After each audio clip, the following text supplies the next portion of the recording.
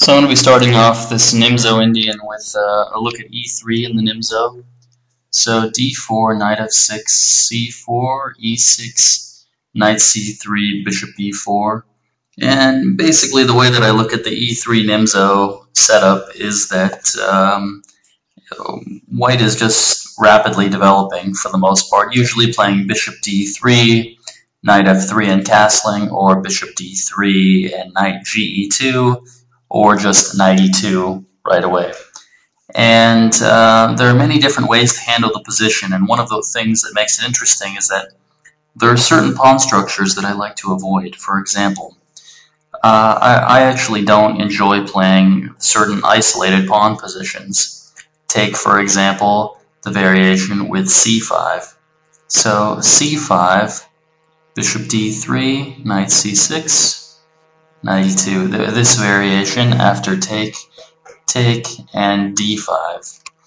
And in most of the games, white takes on d5, and it leads to an isolated pawn position where black has no minor pieces directly on the king side. For example, in this position, oftentimes within a few moves the knight switches back to f6, and I actually don't really enjoy playing these isolated pawn positions here. Although I can perfectly well see how someone would love to play the black side here. But anyways, I'll just show one famous game between Ivan Sokolov and Shabalov. Knight f6. And it's a standard setup, bishop c2, a3, queen d3. And white has a pretty comfortable attacking position. And I'm not going to go through any analysis here, I'm just going to show the game because I kind of liked it. But one of the nice things about the Nimzo in general is that you can play many types of pawn structures, and you can decide which pawn structure you enjoy, which one you don't. Of course, in this position, the e5 square is a pretty glaring hole. But anyways, in normal Nimzo positions, you get to deal with so many different types of pawn structures that it really gives you a good feeling for how well you understand various positions. And white won in this game. I might have played a little bit too quickly through that, but never mind. So anyways, I'm just going to go back. After e3, I just castle. And actually, as a matter of fact, for me, the variations e3, castle, and now if you play a3 and take, it transposes for me to if you just played a3 and take, and castle. And now the two moves here are f3 and e3. So actually, I don't have to do any special analysis on a3 on move 4, because it just transposes into my regular main lines. Hopefully that makes sense, but it's just a simpler way of playing the opening. So e3, castle, and here there are a couple of moves. Now basically knight e2 is one move, a3 is one move, and bishop d3 I think is the main move. But I'll briefly look at knight e2. And these positions, they often lead to certain isolated pawn positions, but of a different nature. So after knight e2, I've played d5 directly here, but the main move nowadays is rook e8, and g3 has been played. g3 was recently played by Mark Blowstein, but after d5. Okay, he had a game with c takes d5, queen takes d5, rook g1, queen f. His opponent played queen h5, but I think queen f5 is a little bit better. And then maybe black would play e5. So a3, take, and e5. And black has a very nice position, easy to develop. Let's see, g3 if d5, if a3 now. Then there is another way to handle the pawn structure. So bishop takes c3, knight takes c3, And here a setup I would recommend is knight c6.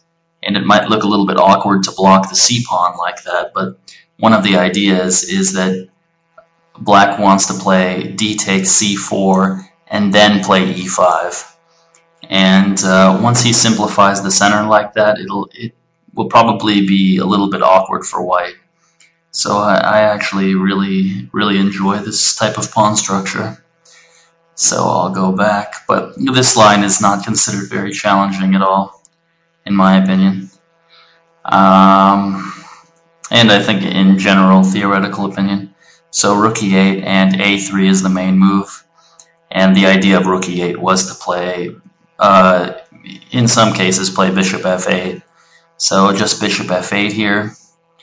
And now one of the only ways to try to exploit this awkward setup is to push directly with d5. So white plays d5 and black plays d6. And now there are two main moves here. There's g3. You can just play g3 here, or you can play knight g3. But usually black undermines the d5 pawn very quickly. For example, if you play knight g3, you can just play c6 right away. Bishop e2, take, take, take, take, take, take, and now black can just play the simple novelty queen b6. And on the next move, he can bring his bishop out to e6, and I think he has very good development here. Of course, he has an isolated pawn here, but at the same time, it's not so easy for white to develop, and black has good pieces. So I enjoy the black position after queen b6 and bishop e6. So I think that knight g3 is not really that much of a big problem, and so the other move here is g3, and now knight bd7 is the line that I like.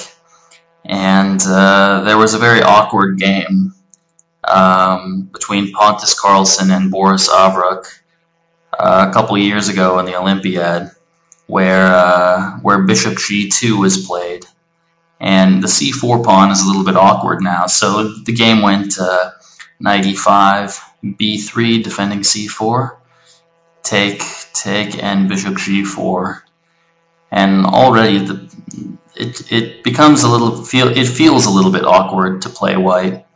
But he played f4, knight d7, queen c2, and now take and just c6. And yeah, it's pretty interesting already. But yeah, if you take the c6 pawn, there are big problems all over the c file and all over everything. So so he played e4, and after knight c5 and d5, yeah, and then f6 on the next move, and black already was much better in this game. But the white position can collapse very quickly if he's not careful, and I think that after that was in the case of bishop g2 and knight e5. But in this case, I think the main move is to play d takes e6, f takes e6, and bishop g2, and now c6. And this is a slightly unusual pawn structure, but at the same time, white has no noticeable pawn breaks. So e4 here has been played by Sergei Kasparov. He's about 2,500. And but basically, in this position, let's say black plays knight b6, b3, maybe plays e5, and then something like bishop e6, knight d7, rook c8. But in this game, here after castle, bishop e6, bishop e3, knight bd7, it's not easy to